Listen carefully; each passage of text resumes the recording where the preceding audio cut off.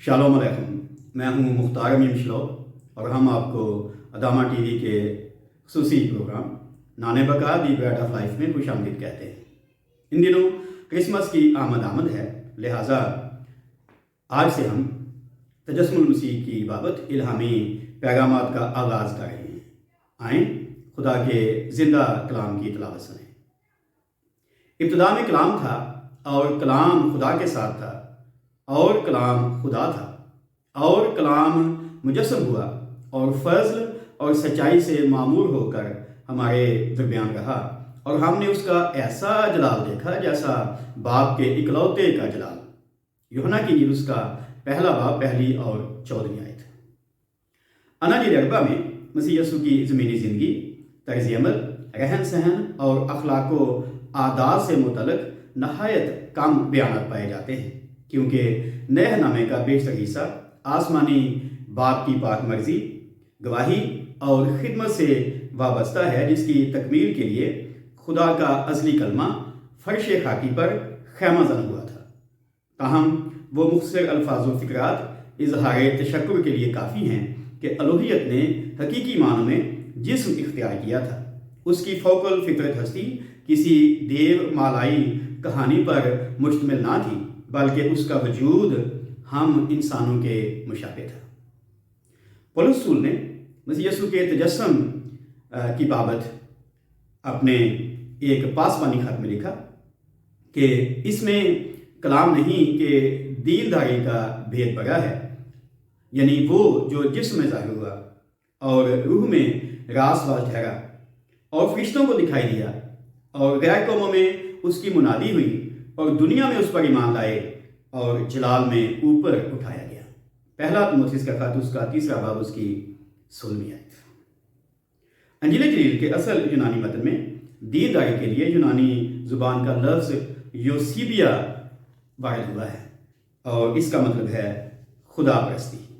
پس مسیحی عبادتی زندگی ایک عظیم بھید ہے جو کلام خدا کے مجسم ہونے سے ہم پر آشکارا ہوا، اور اگر آج تک ہم اس بھید سے واقف نہیں تو ہماری شخصی اور کلیسیائی زندگی اور عبادت و ریاضت محمل اور بے معنی ہے۔ آج کے پروگرام میں ہم تجسم المسیح کے پہلے حصے پر بات کریں گے، اور وہ ہے تجسم المسیح کی ضرورت۔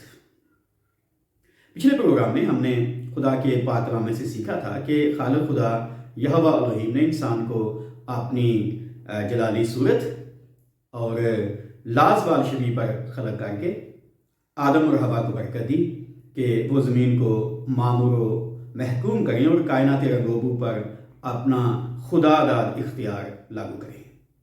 علاوہ ازیں خدا کا آخری مطلق باپ آدم اور حوا سے رفاقت رکھنے کے لیے ٹھنڈے وقت پر باغ عدن میں جلوہ فروز ہوتا تھا، مگر ساتھ افسوس کہ کچھ عرصے بعد سب کچھ تباہ و برباد ہو گیا۔ انجیل جلیل میں پولس رسول نے اپنے روحانی فرزند تیموتھیوس کو پاسبانی خط میں مسیحی ازدواجی زندگی کے حوالے سے لکھا کہ عورت کو چپ چاپ کمال تابع فرمانی سے سیکھنا چاہیے، اور میں اجازت نہیں دیتا کہ عورت سکھائے یا مرد پر حکم چلائے، بلکہ چپ چاپ رہے، کیونکہ پہلے آدم بنایا گیا، اس کے بعد حوا، اور آدم نے فریب نہیں کھایا بلکہ عورت فریب کھا کر گناہ میں پڑ گئی۔ پہلا تیموتھیوس کا خط اس کا 2 باب اس کی 11 سے 14 آیت۔ اس حصے میں، اس حوالے میں پولس رسول نے باغ عدن میں جو تباہی بربادی آئی تھی اس کا خلاصہ پیش کیا۔ باغ عدن میں آدم اور حوا کے گناہ کے بعد خالق خدا نے سام، حوا اور آدم کو قرار واقعی سزا سنائی، اور تجسم المسیح کی ضرورت کے پیش نظر سام کو چیلنج کرتے ہوئے باغ عدن میں اعلان کیا کہ میں تیرے اور عورت کے درمیان اور تیری نسل اور عورت کی نسل کے درمیان عداوت ڈالوں گا، وہ تیرے سر کو کچلے گا اور تو اس کی ایڑی پر کاٹے گا۔ پیدائش کی کتاب اس کا 3 باب اس کی 15 آیت۔ بزرگ آدم اپنا اگلا شخصی تجربہ بیان کرتا ہے کہ خدا یعنی یہوہ الہیم نے کہا، دیکھو انسان نیک و بد کی پہچان میں ہم میں سے ایک ہی مانند ہو گیا، اب کہیں ایسا نہ ہو کہ وہ اپنا ہاتھ بڑھائے اور حیات کے درخت سے بھی کچھ لے کر کھائے اور ہمیشہ جیتا رہے۔ اس لیے خدا یعنی یہوہ الہیم نے اس کو باغ عدن سے باہر کر دیا تاکہ وہ اس زمین کی جس میں سے لیا گیا تھا کھیتی کرے۔ چنانچہ اس نے آدم کو نکال دیا اور باغ عدن کے مشرق کی طرف کروبیوں اور چوگرد گھومنے والی شعلہ دن تلوار کو رکھا کہ وہ زندگی کے درخت کی راہ کی حفاظت کریں۔ پیدائش کتاب اس کا 3 باب اس کی 22 سے 24 آیت۔ باغ عدن سے جلاوطنی کے قریباً 1500 سال بعد انسان کی حالت بد سے بدترین ہوتی چلی گئی اور خدا کے پاک روح نے انسان کو سمجھانے اور قائل کرنے سے ہاتھ اٹھا لیا۔ عالمگیر طوفان سے قبل خالق خدا نے اپنے وفادار اور راست باز بندے بزرگ نوح سے کلام کیا کہ میری روح انسان کے ساتھ ہمیشہ مزاحمت نہ کرتی رہے گی، اور عبرانی میں ہے کہ میری روح ہمیشہ انسان کے ساتھ نہ رہے گی، کیونکہ وہ بھی تو بشر ہے، تو بھی اس کی عمر 120 سال کی ہوگی۔ پیدائش کی کتاب اس کا 6 باب اس کی 30 آیت۔ اور خدا نے دیکھا کہ زمین پر انسان کی بدی بہت بڑھ گئی اور اس کے دل کے تصور اور خیال سدا برے ہی ہوتے ہیں۔ تب خداوند یعنی یہوہ زمین پر انسان کو پیدا کرنے سے ملول ہوا اور دل میں غم کیا۔ پیدائش کی کتاب اس کا 6 باب اس کی 5 اور 6 آیت۔ صدیوں بعد یرمیہ نبی نے بیان کیا کہ حبشی اپنے چمڑے کو اور چیتا اپنے داغوں کو بدل سکے تو تم بھی جو بدی کے عادی ہو نیکی کر سکو گے۔ اور اس کا ایک دوسرا ترجمہ ہے اردو زبان میں جو انٹرنیشنل بائبل سوسائٹی نے چھاپا ہے کہ کیا کوئی حبشی اپنی جلد اور چیتا اپنے داغوں کو بدل سکتا ہے، اسی طرح تم جو بدی کے عادی ہو نیکی نہیں کر سکتے۔ یرمیہ کی کتاب اس کا 13 باب اس کی 23 آیت۔ انجیل جلیل کے مطابق اس لیے کہ سب نے گناہ کیا اور خدا کے جلال سے محروم ہیں۔ رومیوں کا خط اس کا 3 باب اس کی 23 آیت۔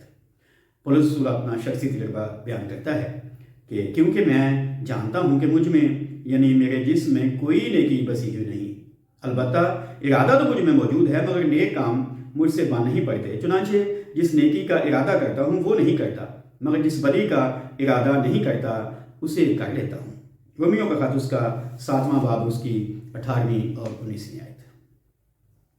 جب انسان خدا قادر مطلق باپ کے ابدی جلال سے محروم ہو کر کسی نیک کام کے قابل نہ رہا تو اس گناہ آلودہ اور بدنما رنگ و روپ کے باعث نہ تو باغ عدن کی طرح خدا انسان کے پاس آتا اور نہ ہی بنی آدم اپنے خالق خدا کی طرف رجوع لانے کے قابل رہے۔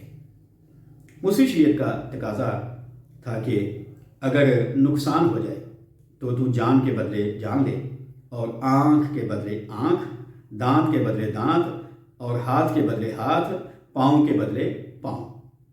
رومیہ کی کتاب اس کا 21 باب اس کی 23 اور 24 آیت۔ مگر اس وقت انسان کی معافی کے لیے جانور قربان کر دیا جاتا تھا۔ احبار کی کتاب اس کا 16 باب اس کی 5 سے 25 آیت میں آپ اس کی تفصیل پڑھ سکتے ہیں۔ مگر یسوع مسیح نے فرمایا کہ آدمی کی قدر تو بھیڑ سے بہت ہی زیادہ ہے۔ متی کی انجیل اس کا 12 باب 12 آیت، جس کا مطلب یہ ہے کہ خدا کے نقطۂ نظر سے آدمی کی جان کے بدلے برابر کا فدیہ یعنی انسانی قربانی ضروری تھی۔ پولس رسول بیان کرتا ہے کہ ہم بھی جب بچے تھے تو دنیاوی ابتدائی باتوں کے پابند ہو کر غلامی کی حالت میں رہے، لیکن جب وقت پورا ہو گیا تو خدا نے اپنے بیٹے کو بھیجا جو عورت سے پیدا ہوا اور شریعت کے ماتحت پیدا ہوا، تاکہ شریعت کے ماتحتوں کو مول لے کر چھڑا لے اور ہم کو لے پالک ہونے کا درجہ ملے۔ غلطیوں کا خط اس کا 4 باب اس کی 30 سے 5 آیت۔ اس لیے کہ جو کام شریعت جسم کے سبب سے کمزور ہو کر نہ کر سکی وہ خدا نے کیا، یعنی اس نے اپنے بیٹے کو گناہ آلودہ جسم کی صورت میں اور گناہ کی قربانی کے لیے بھیج کر جسم میں گناہ کی سزا کا حکم دیا۔ رومیوں کا خط اس کا 8 باب 30 آیت، تاکہ خدا کے فضل سے وہ ہر ایک آدمی کے لیے موت کا مزہ چکھے۔ عبرانیوں کا خط اس کا 2 باب 9 آیت۔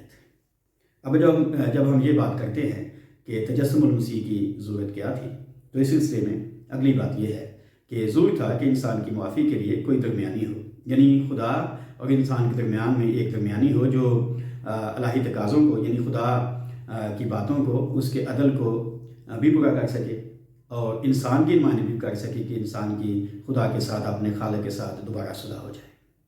سو درمیانی کی ضرورت کے لیے پولس بیان کرتا ہے، اس نے اپنے روحانی فرزند تیموتھیوس کو لکھا کہ یہ ہمارے منجی خدا کے نزدیک عمدہ اور پسندیدہ ہے، وہ چاہتا ہے کہ سب آدمی نجات پائیں اور سچائی کی پہچان تک پہنچیں، کیونکہ خدا ایک ہے اور خدا اور انسان کے بیچ میں درمیانی بھی ایک، یعنی یسوع مسیح جو انسان ہے۔ پہلا تیموتھیوس کا خط، اس کا 2 باب، اس کی 3 سے 5 آیت۔ اس سلسلے میں اگلی 2 باتیں آپ کے سامنے رکھنا چاہتا ہوں کہ درمیانی کا خدا کی طرف سے اور انسان کی طرف سے ہونا کیوں ضروری تھا۔ پہلی بات، انجیل جلیل کے مطابق واجب تھا کہ یہ درمیانی خدا کے جلال کا پرتاؤ اور اس کی ذات کا نقش ہو، عبرانیوں پہلا باب 30 آیت، تاکہ فانی انسان کو گناہوں سے چھڑا کر راست باز اور ہمیشہ کی زندگی کا وارث بنا دے۔ پولس بیان کرتا ہے کہ جو گناہ سے واقف نہ تھا اسی کو خدا نے ہمارے واسطے گناہ ٹھہرایا تاکہ ہم اس میں ہو کر خدا کی راست بازی ہو جائیں۔ 2 کرنتھیوں کا اس کا 5واں باب 21 آیت۔ اس لیے کہ پاک کرنے والا یعنی خدا اور پاک ہونے والے یعنی ہم انسان سب ایک ہی اصل سے ہیں، اسی باعث وہ یعنی یسوع انہیں یعنی اہل ایمان کو بھائی کہنے سے نہیں شرماتا۔ عبرانیوں کا خط، اس کا 2 باب 11 آیت۔ دوسری بات، اس درمیانی کا حقیقی انسان ہونا بھی بے حد ضروری تھا تاکہ بشری کمزوری اور تقاضوں سے بخوبی واقف ہو اور خالق خدا کے روبرو سردار کہن کے طور پر بنی آدم کی بہتر نمائندگی اور شفایت کر سکے۔ کیونکہ پہلا آدم نافرمان اور باغی ہو گیا، اس لیے خالق خدا نے انسان کے ساتھ اپنا رشتہ بحال کرنے کی خاطر دوسرا آدم برپا کیا۔ چنانچہ لکھا بھی ہے کہ پہلا آدمی یعنی آدم زندہ نفس بنا، پچھلا آدم یعنی یسوع زندگی بخشنے والی روح بنا۔ پہلا آدمی زمین سے یعنی خاکی تھا، دوسرا آدمی آسمانی ہے۔ پہلا کرنتھیوں کا خط، اس کا 15واں باب، اس کی 45ویں اور 47ویں آیت۔ پولس اس سارے حصے کی وضاحت پیش کرتا ہے کہ باوجود بیٹا ہونے کے اس نے دکھ اٹھا کر فرما برداری سیکھی اور کامل بن کر اپنے سب فرما برداروں کے لیے ابدی نجات کا باعث ہوا، اور اسے خدا کی طرف سے ملک صدق کے طور کے سردار کہن کا خطاب ملا۔ عبرانیوں کا خط، اس کا 5واں باب، اس کی 8ویں سے 10ویں آیت۔ اس لیے جو اس کے وسیلے سے خدا کے پاس آتے ہیں وہ انہیں پوری نجات دے سکتا ہے، کیونکہ وہ ان کی شفایت کے لیے ہمیشہ زندہ ہے۔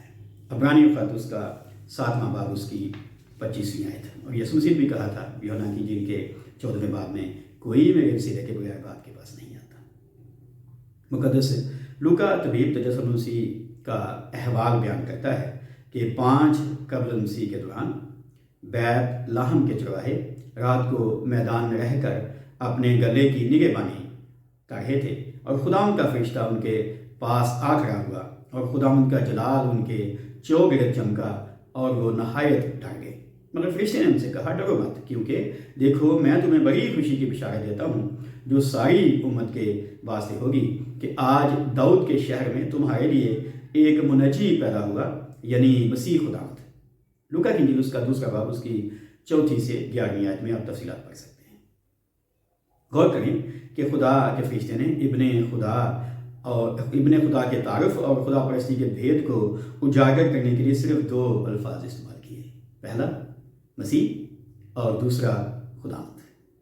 مسیح اس کی بشریت کا اظہار، جبکہ خداوند الوہیت کا پیش کرنا ہے۔ مسیحی علم الوہی یعنی تھیالوجی کے مطابق ہم ایمان رکھتے ہیں کہ یسوع مسیح کامل خدا اور کامل انسان ہے۔ اسی بات کے تناظر میں پطرس رسول تجسم المسیح کی ضرورت کے پیش نظر 2 باتیں پیش کرتا ہے۔ پہلی بات، مسیح یسوع کے انسانی جسم اختیار کرنے سے پہلے کی زندگی یعنی علم یا وجود، اور دوسری بات مسیح خداوند کے مجسم ہونے کے بعد کی زندگی یعنی ظہور یا تجسم۔ لکھا ہے پطرس رسول کے مطابق، کیونکہ تم جانتے ہو کہ تمہارا نکما چال چلن جو باپ دادا سے چلا آتا تھا، اس سے تمہاری خلاصی فانی چیزوں یعنی سونے چاندی کے ذریعے سے نہیں ہوئی، بلکہ ایک بے عیب اور بے داغ برے یعنی مسیح کے بیش قیمت خون سے۔ اس کا علم یعنی وجود تو بنائے عالم سے پیشتر سے تھا، مگر ظہور یعنی تجسم اخیر زمانے میں تمہاری خاطر ہوا۔ پہلا پطرس کا خط، اس کا پہلا باب، اس کی 18ویں سے 20ویں آیت۔ خدا آپ کے ساتھ ہو۔ آج ہم نے تجسم مسیح کی ضرورت پر غور و فکر کی۔ اگلے پیغام میں تجسم مسیح کے معنی اور مفہوم پر بات کی جائے گی۔ اگر آپ کو ہماری کاوش اچھی لگے تو اسے اپنے عزیز و احباب اور رشتے داروں کے ساتھ بھی بانٹیں۔ کامنٹ باکس میں اپنی رائے کا اظہار کریں اور مزید جانکاری اور اگلی ویڈیو کے نوٹیفیکیشن کے لیے ہمارا یوٹیوب چینل ادامہ ٹی وی سبسکرائب کر لیں۔ آپ کی توجہ کا بہت شکریہ۔